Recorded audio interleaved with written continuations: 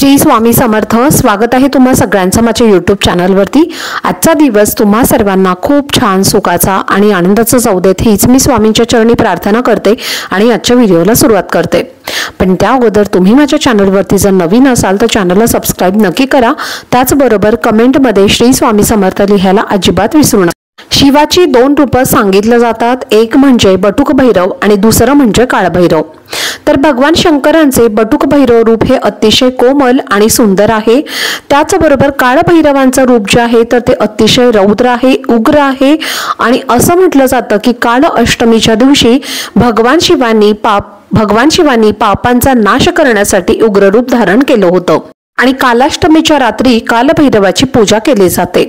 त्याचप्रमाणे जर आपण या कालभैरव जयंतीच्या दिवशी जर व्रत केलं आणि हे व्रत करताना जर आपण आपल्या मनातली एखादी इच्छा व्यक्त केली आणि इच्छा व्यक्त करून जर हे व्रत केलं तर आपली 100% आपण जी पण काही इच्छा बोललेलो आहोत तर ती इच्छा आपली पूर्ण होते। आणि हे व्रत तेव्हाच पूर्ण होतं जेव्हा आपण रात्री चंद्राला जल अर्पण करतो आणि हे व्रत सोडतो आणि तेव्हा हे जे व्रत आहे तर ते पूर्ण होत असतं। कालभैरव हे वाईटांचा नाश करणारे त्याचप्रमाणे पापांचा नाश करणारे हे कालभैरव देवता असे आहेत आणि यांची फक्त सेवा आपण वर्षातून एकदाच करतो, ती म्हणजे या कालभैरव जयंतीच्या दिवशी। कारण त्यांचा फोटो आपल्या देवघरामध्ये कधीही आपण ठेवू शकत नाही आणि कधी ठेवायचा सुद्धा नाही, कारण इतर देवतांपेक्षा हे खूप कठीण देवता मानले जातात। जर आपल्याकडून काही चुका जर झाल्या तर त्यांना आपल्याला अनेक संकटांना समोर जावं लागतं आणि त्यामुळे आपल्या घरामध्ये किंवा देवघरामध्ये कधीही त्यांचा फोटो आपण ठेवू शकत नाही। जर तुम्हाला ठेवायचं असेल तर तुम्ही काळभैरवांचा फक्त टाक तुमच्या देवघरामध्ये ठेवू शकता आणि त्यांची सेवा सुद्धा आपण करू शकता। जर तुमच्याकडनं सेवा जर आपल्याकडनं होत नसेल तर तुम्ही फक्त या काळभैरव जयंतीच्या दिवशी जरी आपण त्यांचं नाव घेतलं, त्यांची उपासना केली आणि त्यांची सेवा केली तरी सुद्धा अशा लोकांवरती सुद्धा ते लवकर प्रसन्न होतात आणि त्यांचं जास्तीत जास्त सेवा आणि उपासना आपल्याला उद्याच्या दिवशी म्हणून करायची आहे। तर आजच्या व्हिडिओमध्ये मी तुम्हाला एक अतिशय महत्त्वाचा असा उपाय सांगणार आहे। 21 बेलपत्रांचा हा उपाय आपल्याला करायचा आहे आणि हा उपाय केल्यामुळे आपल्या जीवनातील सर्व संकटातून आपल्याला मुक्ती मिळते। त्याचप्रमाणे आपल्या मनातील कितीही कठीणातील कठीण इच्छा असेल तर ती सुद्धा अगदी फक्त 3 दिवसात पूर्ण होते। असा हा एक उपाय तुम्हाला मी आजच्या व्हिडिओमध्ये शेअर करणार आहे। त्यामुळे व्हिडिओ हा स्किप न करता शेवटपर्यंत नक्की पहा, जेणेकरून तुमच्यापर्यंत योग्य ती माहिती पोहोचेल। भगवान शंकरांना बेलपत्र हे अतिशय प्रिय आहे। त्याचप्रमाणे काळभैरवांना भगवान शिवशंकरांचं स्वरूप मानलं जातं आणि त्यामुळे त्यांना सुद्धा बेलपत्र हे अतिशय प्रिय आहे। जर आपल्या मागे अनेक प्रकारच्या अडचणी असतील, वारंवार आपल्या घरावरती संकट येत असतील, आपल्या कुटुंबातील जे पण सदस्य असतील तर त्यांच्यावरती संकट येत असतील तर त्यासाठी आपण हा उपाय करायला पाहिजे। त्याचप्रमाणे आपल्या मनामध्ये जर खूप दिवसांपासून एखादी इच्छा असेल आणि ती इच्छा आपली जर पूर्ण होत नसेल, आपण बरेच प्रयत्न करून सुद्धा आपली इच्छा जर पूर्ण होत नसेल तर अशा वेळेला आपण काही उपाय केले तर ती आपली इच्छा सुद्धा लवकरात लवकर पूर्ण होते आणि यासोबतच आपल्याला प्रयत्न देखील करायचे असतात। प्रयत्न आणि मेहनत हे जे आहे तर ते फळ मिळावं आणि आपल्या नशिबाने आपल्याला साथ द्यावी त्यासाठी आपल्याला हे उपाय करायचे असतात। तर तुमच्या मनामध्ये जर एखादी इच्छा असेल आणि ती लवकरात लवकर पूर्ण होण्यासाठी त्याचप्रमाणे आपल्या घरामध्ये किंवा घरातल्या कुटुंबातील सदस्यांवरती जर वारंवार काही संकट येत असतील, अडचणी येत असतील, एखादे महत्त्वाचं काम जर आहे तर ते पूर्ण होत नसेल किंवा त्या घरामध्ये वारंवार मतभेद, भांडणं, कलह यासारख्या गोष्टी जर तुमच्या कुटुंबामध्ये घडत असतील तर तुम्ही हा उपाय नक्की करा। तुम्हाला हा उपाय उद्या सकाळपासून आणि संध्याकाळपर्यंत तुम्ही कधीही करू शकता। हा उपाय करण्यासाठी तुम्हाला फक्त 21 बेलपत्र घ्यायचे आहेत। 21 बेलपत्र जी आहेत तर ती तुम्हाला चांगली पाहून घ्यायची आहेत।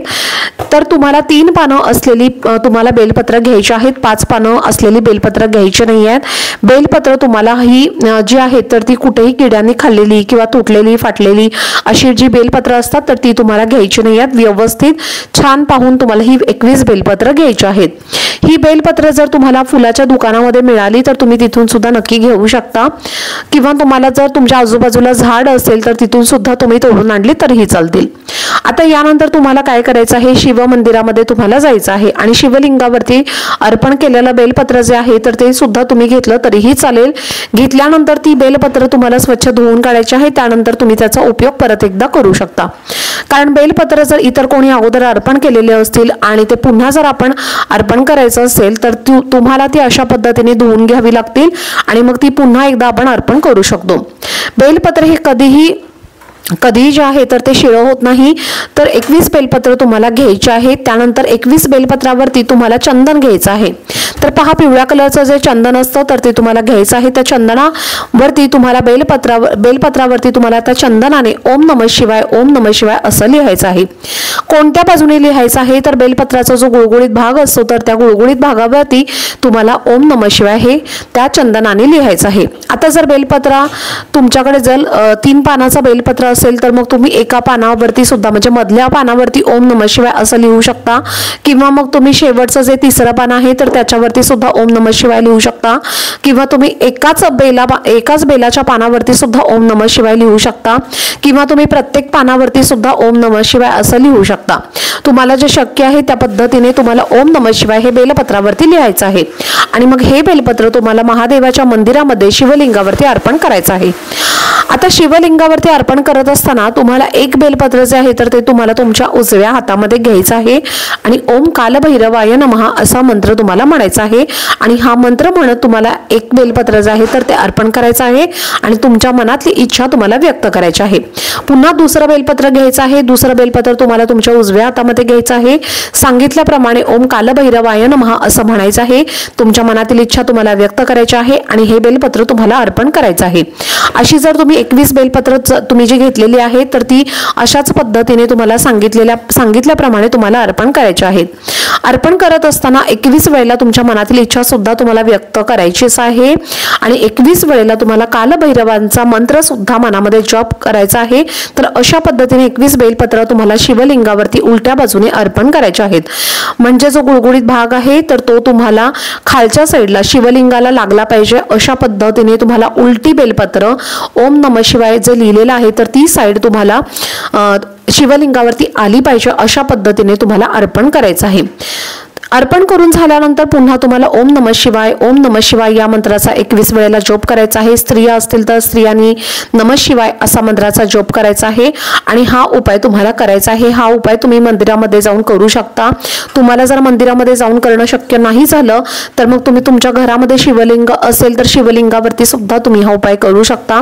पण शिवलिंगावरती करत असताना आपण जी बेलपत्र अर्पण करणार आहोत तर ती बेलपत्र तुम्हाला दुसऱ्या दिवशी निर्माल्यामध्ये टाकायची आहेत। इकडे तिकडे तुम्हाला कुठेही हे बेलपत्र फेकता येणार नाही। त्यामुळे तुम्ही जास्तीत जास्त प्रयत्न करा, हा उपाय तुम्ही शिव मंदिरामध्ये जाऊनच कराल।